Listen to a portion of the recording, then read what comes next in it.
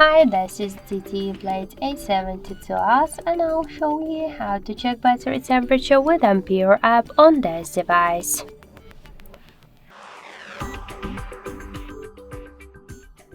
So first we should launch the Play Store application and in the search pool let's enter the Ampere.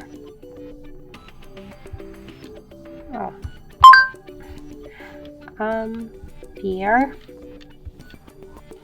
So now just let's tap the install button and wait a couple of seconds while this application will download it and then install it on your device.